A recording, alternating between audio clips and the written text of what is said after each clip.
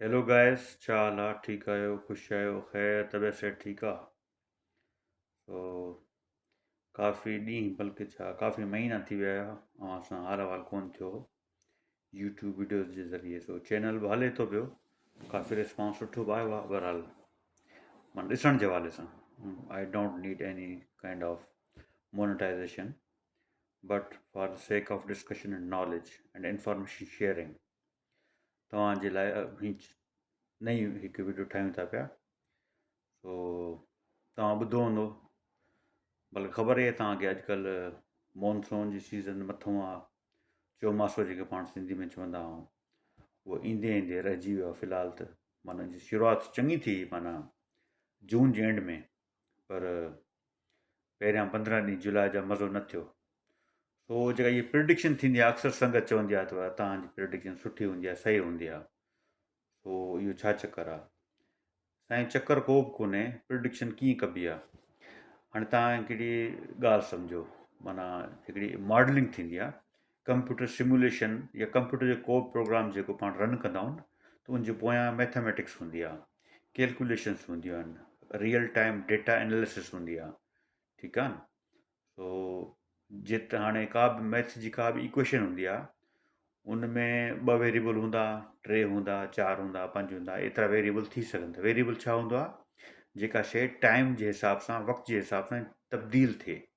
मिसाल तौरु फ़ासिलो तब्दील थिए थो टाइम जे हिसाब सां, उनखे पाण रफ़्तार चवंदा आहियूं। ये रफ़्तार जी डेफिनेशन छा आहे? फ़ासिले जो तब्दील थियणु वक़्त जे हिसाब सां। मतिलबु छा थियो हिन जो? त 50 किलोमीटर फ़ी कलाक जी जेका स्पीड आहे या रफ़्तार आहे, सिंधी सवली सिंधी में, इन जो मतिलबु इहो आहे त 50 किलोमीटर जो जेको फ़ासिलो आहे उहो चेंज थियो आहे, तब्दील थियो आहे 1 कलाक में। ठीकु आहे न? माना वक़्त जे हिसाब सां फ़ासिले खे तब्दील थियण खे रफ़्तार चइबो आहे। ऐं रफ़्तार हिकिड़ो वेरिएबल आहे जेको तब्दील थींदो रहंदो आहे, चेंज थींदो रहंदो आहे। वेरिएबल्स थी विया इहे शयूं। हाणे मैथमेटिकल जेके मॉडल्स आहिनि पंहिंजी आसपास फिज़िक्स में, पूरी काइनात में, उनखे पाण टाइम जे हिसाब सां तब्दील करे, चेंज करे शयूं प्रिडिक्ट कंदा आहियूं, पेशगोई कंदा आहियूं ऐं फ्यूचर ॿुधाए सघंदा आहियूं। ठीकु आहे न? फ्यूचर कीअं ॿुधाईंदा आहियूं? मिसाल तौरु यार, मां कराची मां निकितो आहियां, सखर थो वञा पियो। तो तूं ॿुधाए त मां कंहिं बजे पहुचंदुसि? हाणे हमरा कराची मां निकितो कोन्हे, पर मां ॿुधाए सघां थो, मां यानी फ्यूचर प्रिडिक्ट करे सघां थो, पेशगोई करे सघां थो। मां चवंदोमांसि यार, कराची खां सखर जेको आहे लॻभॻि न 500 किलोमीटर आहे। त जेकर तूं 100 जी स्पीड ते वञी थो, सरासरी 100 जी स्पीड ते, त 5 कलाक में सखर पहुची वेंदे। माना 12 बजे जेकर तूं निकिरंदे न, शाम जो 5 बजे सखर हूंदे। तोखे कीअं ख़बर पई त मां शाम जो 5 बजे सखर हूंदुसि? तोखे फ्यूचर जी ख़बर आहे, तोखे वरी गैब जो इल्मु थी वियो। चए इनखे गैब जो इल्मु कोन चइबो आहे, इनखे साइंस जो इल्मु चइबो आहे। मां कैलकुलेशन कई आहे, मां फार्मूला अप्लाई कया आहिनि। त 100 जी स्पीड सां माण्हू वेंदो, 500 किलोमीटर जो फ़ासिलो आहे, 5 कलाक लॻंदा। माना तूं 12 बजे जेकॾहिं कराची वेठो आहे, त 5 बजे शाम जो सखर में हूंदे। ठीकु आहे? इहा प्रिडिक्शन आहे, इनखे पेशगोई चइबो आहे। हाणे इन थोरी एक्सप्लेनेशन खां पोइ पाण हलूं था मौसम वारे खाते ॾे। हाणे मौसमियाती प्रिडिक्शन्स बि ईअं ई थींदियूं आहिनि। को जेको इल्हाम कोन थींदो आहे कंहिं माण्हू खे। ठीकु आहे न? को वेदर एक्सपर्ट आहे, एक्सपर्ट कीअं आहे? उहो वेदर एक्सपर्ट वटि क्वालिफिकेशन आहे, ट्रेनिंग आहे, एक्सपीरियंस आहे। छाजो? मैथमेटिकल मॉडलिंग कीअं कबी आहे? मैथमेटिकल मॉडल्स जेके मतिलबु मीटरोलॉजिकल मॉडल घणे था चओ, मीटरोलॉजिकल मॉडल्स मतिलबु मौसमियाती मॉडल कीअं पढ़िबा आहिनि, कीअं सम्झिबा आहिनि, ऐं कीअं उन्हनि खे प्रिडिक्ट कबो आहे, कीअं उनखे एक्सप्लेन कबो आहे, कीअं उनजी तशरीह कबी आहे सिंधी में। सो वेठे वेठे को ॿुधाए न सघंदो आहे त माना आसमान साफ़ु आहे, मींहुं पवंदो या हीअं थिए। माना इहे त ख़ैर पुराणा जेके सदियुनि जा आज़मूदेदार नुस्ख़ा आहिनि या तरीक़ा आहिनि। ॻोठ असांजे ॻोठनि में जीअं वॾड़ा हवा जो रुख ॾिसी करे सम्झी वेंदा त मौसम में कहिड़ी तब्दीली अची सघे थी पई। ठीकु आहे न? सो उहे ई जेके मॉडल्स आहिनि, या हवा जो रुख तब्दील थियणु, गर्मी जो वधणु, कहिड़े तरफ़ खां हवा लॻे थी पई, घिम जो मिक़दारु ऐं महीनो कहिड़ो आहे, ठीकु आहे न, उन हिसाब सां इहे शयूं सभई थींदी रहंदियूं आहिनि। सो चवण जो मक़सदु इहो आहे त उहे जेके मौसमियाती मॉडल आहिनि उन्हनि वटि बि को जादू न आहे हूंदो। उहे दुनिया जे जेके बहितरीनु मॉडल्स आहिनि मौसमियाती मॉडल उनखे स्टडी कंदा आहिनि, जंहिंमें काफ़ी सारा फैक्टर हूंदा आहिनि। हाणे उहे फैक्टर्स कहिड़ा आहिनि जेके पाण वेरिएबल था चऊं पिया, ठीकु आहे न। कहिड़ा वेरिएबल थी सघनि था?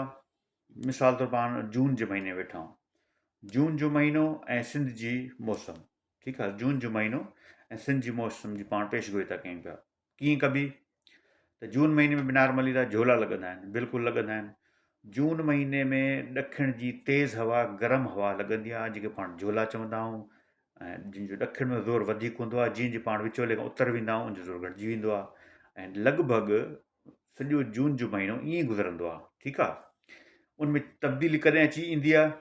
इतफ़ाक़ सां जेकॾहिं गुजरात स्टेट में, जेके इंडिया जी गुजरात स्टेट आहे उन में या राजस्थान में को सिस्टम या लो प्रेशर अचे थो त हवा जी डायरेक्शन जेका चेंज थी वेंदी आहे ऐं सिंध में गर्मी वधी वेंदी आहे। जीअं जून में जेका गर्मी जी शदीद लहर आई न, त टेम्परेचर शायदि 51-52 ताईं बि वियो हो, तव्हांखे शायदि यादि हूंदो, ठीकु आहे न। सो उन इहो तव्हां ॾिठो त हवा जी डायरेक्शन जे करे मौसम चेंज थी वई। ॿियो छा हूंदो आहे रीज़न? ॿियो हूंदो आहे घिम जेका आहे। हाणे जीअं जीअं जीअं तव्हां ठटो बदिन कराची जे आसपास रहो था पिया, हवा में घिम जो मिक़दारु वधीक हूंदो आहे, ऐं उनखे ॾिसी करे प्रिडिक्शन में इहो हिकिड़ो वेरिएबल विझिबो आहे। मतिलबु जेका वेरिएबल आहे, जेको मौसमियाती पेशगोई पाण कयूं था, उनमें तव्हां हवाउनि जो रुख विझंदो, हवाउनि जी डायरेक्शन विझंदो, जाग्राफिकल लोकेशन कंहिं बि इलाइक़े कंहिं बि हिसे जो, सिंध जो मिसाल, हवा में घिम जो तनासुब या निस्बत केतिरी आहे उहो तव्हां विझंदो, ऐं हिस्टोरिकल डेटा छा थी चए पई। उनखे अलावा ॿिया खोड़ सारा फैक्टर आहिनि। माना मौसमियाती पेशगोई मुश्किल इन करे हूंदी आहे, ॾुखी इन करे हूंदी आहे जो पैरामीटर खोड़ सारा हूंदा आहिनि, ठीकु आहे न। माना उनखे प्रिडिक्ट करण जे लाइ 8-10 पैरामीटर या वेरिएबल हूंदा आहिनि। हाणे मैथमेटिकल इक्वेशन में मिसाल 2-3 मिसाल एफ जी शादी तव्हां इंटर में पढ़ी हूंदी, F is equal to M A, force बराबरि आहे मास ऐं एक्सलेशन जी ज़र्ब कयो त फोर्स अची वेंदी आहे। हिते तव्हांखे 2 वेरिएबल मिलियल हूंदा, टियों मालूम करे वेंदो, को मसइलो ई कोन्हे। पर हिकिड़ो मिलियल हूंदो, 2 तव्हां मालूम नथा करे सघो। 2 वेरिएबल मिलियल हूंदा, टियों मालूम थी सघे थो। त जेको मौसमियाती मॉडल्स में सम्झो त कोई सम्झो लॻभॻि मे बि 8 वेरिएबल हुजनि, 10 वेरिएबल हुजनि।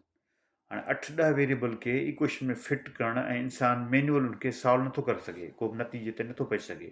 उहो कंप्यूटर जी मदद सां सॉल्व थींदा आहिनि, ठीकु आहे न। कंप्यूटर उन्हनि खे सॉल्व कंदो आहे, उनखे मॉडलिंग चइबो आहे, मैथमेटिकल मॉडलिंग चइबो आहे, जेको आसान कमु न आहे, ॾुखियो कमु आहे। ठीकु थी वियो। हाणे अचूं था त इहे शयूं अक्सर ग़लति छो थी वेंदियूं आहिनि। माना जेतिरा बि मौसमियाती मॉडल आहिनि, छो जो पॉपुलर जेको आहे सभिनी खां विंडी आहे। माण्हू चवंदा विंडी ते यकीन न कयो, विंडी त हर भरो हवालु कंदो आहे। हवालु छो कंदो आहे? विंडी हवालु न कंदो आहे। विंडी बि ज़ाहिर को फ़रिश्तो या मथां को उनखे इलाम कोन थींदो आहे। उहो मैथमेटिकल मॉडलिंग ज़रिए प्रिडिक्शन कंदो आहे, जेका नियर टू एक्यूरेट हूंदी आहे, 80-90% सही हूंदी आहे। BBC वेदर हिकु ॿियो मॉडल आहे। BBC जेको उनजे पोयां वेठा आहिनि माण्हू कमु कनि था, उहो त पाण मश्करी कोन था कनि। उन्हनि पंहिंजे कैरियर्स उते ठाहिया आहिनि, उन्हनि ट्रेनिंग्स वरिती आहे, क्वालिफाइड माण्हू हूंदा आहिनि। एक्यूवेदर आहे, YR.NO हिकिड़ी वेबसाइट आहे। इन्हनि जेके वेबसाइट डेवलप कनि था, जेके उते माण्हू वेठा आहिनि, जेके पैसा उते कमाइनि था या पघार खणनि था या कमु था कनि था, उहे वेठे वेठे उनखे कोन ॾींदा आहिनि पैसा, तव्हां वठो हे त। जेके हज़ारे माण्हू हिकु मॉडल डेवलप करे उनखे एनालाइसिस करे अपडेट कनि था पिया, जीअं विंडी आहे मिसाल, त उहो ईअं न आहे, उनजे पोयां वॾो कमु हूंदो आहे। सो इहो चवणु त फलाणो मॉडल में हे ग़लती आहे, हुन में हे ग़लती आहे, कंहिं हद ते दुरुस्त आहे। पर दुनिया जो को बि मौसमियाती मॉडल जेको हूंदो आहे, उहो 100% पेशगोई न करे सघंदो आहे। रियल टाइम पेशगोई न आहे थींदी। पर हींअर माण्हू चवे, मिसाल फॉर एग्ज़ाम्पल मिसाल थो ॾियां, हिन वक़्तु दादू ज़िले में जोही जे मथां मींहुं वसंदो 10 बजे, या सपोज़ को बि टाइम आहे, हींअर घणा थिया आहिनि पाकिस्तान में, 4 बजे, त 5 बजे मींहुं पवंदो। ईअं ॿुधाइणु तक़रीबन नामुमकिन आहे। हा, जेको उते वेठो आहे दादू में या जोही में, उहो त ॿुधाए सघे थो। पर हिकिड़ो माण्हू जो कराची में आहे या जैकाबाद में आहे, उनजे लाइ मॉडल ॾिसी करे 100% प्रिडिक्ट करणु थोरो मुश्किल हूंदो आहे। नियर टू 100% करे सघे थो, सो बि एनालिसिस करे मॉडल ॾिसी करे। सो मां जेका पेशगोई वग़ैरह कंदो आहियां, ज़ाहिर आहे उहे मॉडल्स ई मां ॾिसंदो आहियां। विंडी मोस्टली, छो जो माना हिकु जोग्राफिकल लोकेशन तव्हांखे ख़बर हुजणु खपे। पाकिस्तान जे ओभर में छा आहे, ओलह में छा आहे, उत्तर ॾखिण में छा आहे, हवा जी डायरेक्शन छा हूंदी आहे, पाकिस्तान समुंड किथां लॻंदो आहे, राजस्थान स्टेट कहिड़ी जाइ ते आहे, बे ऑफ बंगाल मॉनसून सिस्टम निकिरे थो उहो कीअं ट्रेवल कंदो आहे, किथां किथां लंघंदो आहे, उनजो नेचुरल रूट छा थींदो आहे। जीअं गुजरात ऐं राजस्थान में सिस्टम इंटर थियो आहे त सिंध में अचण जा केतिरा चांस हूंदा आहिनि। सिंध में नॉर्मली घणो मींहुं किथे पवंदो आहे ऐं किथां एंट्री थींदी आहे, नंगरबार खां एंट्री थींदी आहे या उमरकोट खां थींदी आहे या अछड़े थर खां थींदी आहे, या लाड़ में बदीन खां थींदी आहे, किथां थींदी आहे। या जेको उलंदो सिस्टम हूंदो आहे उहो दादू जे जबलनि खां ईंदो आहे या नसीराबाद मेहड़ वारी साइड खां ईंदो आहे या कंबर सिदालकोट में ईंदो आहे। इहे शयूं तव्हांखे जोग्राफी जी ॼाण हुजणु ज़रूरी आहे इहे शयूं सम्झण जे लाइ। जेके इहे शयूं न ईंदियूं उहो ज़ाहिर आहे मौसम अपडेट या प्रिडिक्ट या पेशगोई न करे सघंदो। उनखां पोइ छा हूंदो आहे, हिकिड़ो लोक विज़डम, जीअं असां ॻोठ जा रहाकू आहियूं, असां पाण जंग जूं बलाऊं आहियूं, सम्झो ॻोठ में रहिया आहियूं। सो हर मिटी कख पन भितर भींड जी असांखे ख़बर आहे। ठीकु आहे न, शयूं कीअं थींदियूं आहिनि, कहिड़े ज़िले में किथां ऐं कहिड़ी डायरेक्शन में मींहुं ईंदो आहे। जीअं पाण नवाश ज़िले जी ॻाल्हि कयूं, नवाश में या असांजे पर्टिकुलर ॻोठ जेको आहे बांदी, उतां जी ॻाल्हि कयूं, उते नॉर्मली मींहुं पूरब वारे कुंड खां ईंदो आहे, या उत्तर या पूरब। पूरब छा हूंदो आहे, उत्तर ऐं ओभर जी कुंड खे पूरब चवंदो आहे। आम ज़ुबान में के माण्हू पूरब बि चवंदा आहिनि। उतां मींहुं ईंदो आहे। त हर ज़िले में लॻभॻि मुख़्तलिफ़ डायरेक्शन्स खां मींहुं ईंदो आहे। मींहुं कीअं ईंदो आहे, जुलाई में मींहुं अचण जी कहिड़ियूं कंडीशंस हूंदियूं आहिनि, अगस्त में मींहुं अचण जी कहिड़ियूं कंडीशंस आहिनि, सेप्टेंबर अक्टूबर में मींहुं कीअं ईंदो आहे, छा माहौल में तब्दीली थींदी आहे, असांखे ख़बर आहे। लोकली माण्हू उते वेठे वेठे माण्हू प्रिडिक्शन करे सघंदो आहे। ऐं बाक़ी मॉडल्स ॾिसी करे बि माण्हू अंदाज़ो लॻाए सघंदो आहे त हिन इलाइक़े में मींहुं पवंदो, हिन में न पवंदो, हे रीज़न आहे पवण जो, ऐं न पवण जो हे रीज़न आहे। ठीकु आहे न। सो ॿियो आहे त जेका मॉडल मां ॾिसां थो, मिसाल विंडी ॾिसां थो, BBC वेदर, एक्यूवेदर या YR.NO, 4-5 वेदर वेबसाइट्स ऐं मॉडल्स ॾिसी करे पोइ माण्हू एनालाइज़ थो करे त माना सिस्टम किथे आहे, उनजे अचण जा कहिड़ा चांस आहिनि, ईंदो बि या न ईंदो। मां हरू भरू ड्रेग में या 6 महीना अॻु जी मौसम छा थींदो, 3 महीना पोइ छा थींदो, इहो करणु इंतिहा मुश्किल आहे। ऐं इहा कहिड़ी कोशिशि बि न करणु खपे, छो एक्यूरेट नॉर्मल न वेंदी आहे। हिकिड़े दोस्त मां पोस्ट कई त मां मार्च में ई फेसबुक ते लिखी छॾियो त बाबा जुलाई जे पहिरें हफ़्ते में सिंध मींहुं पवंदो, ॾिसो हाणे अचे थो मींहुं। ख़ैर जुलाई जे पहिरें हफ़्तो बि गुज़री वियो, मींहुं त कोन आयो। बहरहाल एतिरो अॻु में प्रिडिक्शन नॉर्मल न आहे थींदी। 10 डेज़, 1 वीक और 10 डेज़ में तव्हां नियर टू 70 to 80% सही प्रिडिक्शन करे सघो था। ठीकु आहे न। सो इहो हुयो त मौसमियाती अपडेट कीअं ॾिबी आहे, मौसमियाती मॉडलिंग छा हूंदी आहे, कहिड़ा कहिड़ा फैक्टर्स काउंट कबा आहिनि। सो बाक़ी आख़िर में तव्हांखे अपडेट ॾींदो हलां त फ़िलहालु अनफॉर्चुनेटली मींहं जी शदीद ज़रूरत बि हुई, ज़ाहिर आहे, लाड़ में, थर में, उत्तर ॾखिण हर जाइ ते, पर के ख़ासि चांसिस कोन्हनि। हिकिड़ो कमज़ोर सिस्टम ईंदो 7, 8, 9 तारीख़ ताईं, उहो लॻभॻि नंगर पारकर, कासबे, इस्लाम कोट, जेके थर जा उभरंदा ऐं ॾाखिणा इलाइक़ा आहिनि, उन्हनि में कुझु इम्कान आहे हल्को फुल्को मींहुं पवंदो, को घणो ताक़तवर कोन मींहुं पवंदो। ठीकु आहे न। उनखां पोइ हिकु ॿियो सिस्टम आहे जेको सिंध जी उलंदी पटी, जीअं दादू जो जबल, काछे वारा इलाइक़ा या गोरखिल वारा इलाइक़ा, उनखां मथे वरी मेहड़ जे उलंदा इलाइक़ा, नसीराबाद थी वियो, कंबर सिदालकोट, इन में बि मींहुं हल्के मींहुं पवण जा चांसिस मौजूदु आहिनि। बाक़ी सिस्टम छो पूरो माहौल चेंज थींदो त किथे लोकली सिस्टम डेवलप थी सुठो मींहुं बि थी सघे थो, चङो चङो पइजी सघे थो, पर 10 या 15 मिलीमीटर खां मथे मींहुं पवणु मुंहिंजे ख़्याल मुश्किल आहे। उनखां पोइ 15 खां वठी 18 ताईं बि को ख़ासि सिस्टम कोन्हे। थी सघे थो पोइ 17, 18, 19 ते हिकिड़ो सिस्टम अचे, उनजी बि तव्हांखे अपडेट ॾिबी। बाक़ी फ़िलहालु तव्हां पाण सोचियो ऐं मौसम खे पाण ॾिसो, परखियो, जाचियो त कीअं मौसम पढ़बी आहे, कीअं मौसम जी प्रिडिक्शन कबी आहे ऐं छा थींदो आहे एक्चुअली।